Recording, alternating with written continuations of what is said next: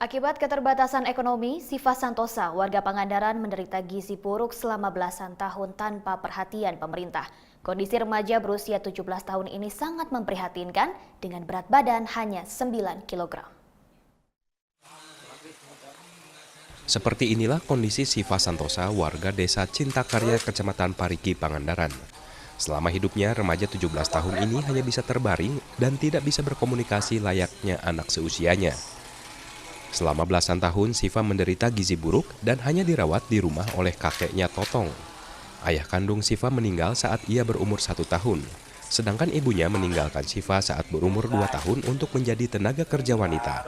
Totong yang bekerja sebagai buruh tani hanya bisa merawat cucunya sesuai kemampuannya. Karena ketidakmampuan ekonomi, Totong hanya memberi makan Siva nasi dengan garam. Selama belasan tahun, keluarga Totong belum pernah menerima bantuan apapun dari pemerintah. Pihak keluarga sudah mencoba mengobati Siva ke dokter dan rumah sakit, namun upaya tersebut tidak membuahkan hasil. Selama itu ada bantuan dari pemerintah nggak? Nggak ada. Kenapa itu, Pak? Nggak tahu, nggak ada. Saya udah lapor gitu. Udah lapor. Sebab desa kan tahu ada kakak ini si Pak seorang orang yang lumpuh gitu. Kenapa nggak diselusuri oleh pemerintah? Merasa iba dengan kondisi Siva, Ena, keluarga Siva menggunakan media sosial untuk memperlihatkan kondisi Siva.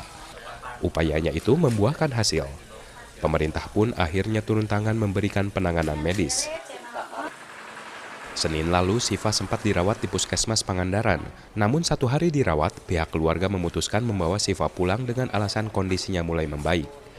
Kepala Puskesmas Pangandaran, Yadi Sukmayadi, membenarkan jika Siva menderita gizi buruk berdasarkan rekam medis Puskesmas. Ada kelumpuhan, tidak bisa jalan, kemudian juga mungkin didukung dengan faktor ekonomi sehingga asupan makanannya kurang baik dan akhirnya jatuh ke dalam kondisi gizi buruk. Faktor ekonomi menjadi salah satu penyebab penderita gizi buruk di Indonesia. Meski penyakit Siva sudah divonis sulit disembuhkan, pihak keluarga masih berharap ada yang merawat Siva yang kini masih dirawat kakek dan neneknya. Yopi Andreas melaporkan untuk NET.